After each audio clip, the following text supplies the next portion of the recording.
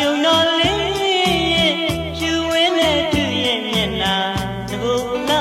ယုံနမလူစားမွေးတဲ့စပယ်လေးနဲ့ရင်ချီလာရဲ့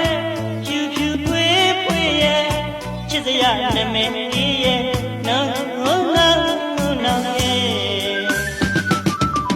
နေမဝင်ခင်စီးသာချိန်မှာလုံမေးတဲ့ရေခါစေတော်ကလေးကိုကြော်မွေ့ပြပါွယ်ကွင်းနောက်နိုင်လေးချစ်သူလေးနောင်ရဲ့ဒီမောင်မဆိုးကြောင့်ရဲ့လာဆုံးကိုစိတ်မချဘူးကွယ်တယောက်တည်းတော့မြတ်တာလို့ပဲပြောလိုက်ခြင်းလေးတဲ့ဘယ်သူမှလည်းကွယ်မချစ်ရပါဘူးတကယ်မောင်တယ်လျာသူရဲ့နောင်ရဲ့နေမဝင်ငယ်စီးသာချိန်မှာ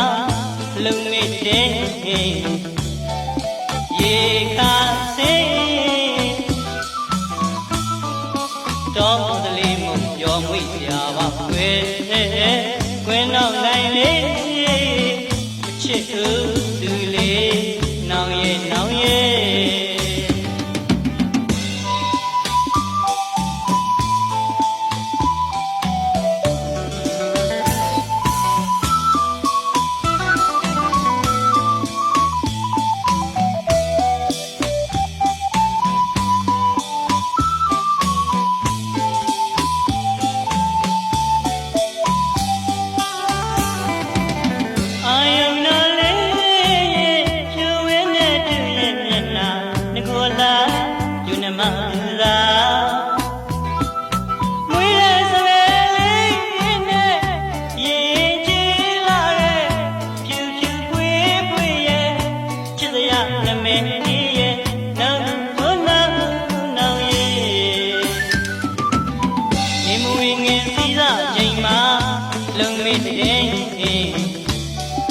ရေခါစေ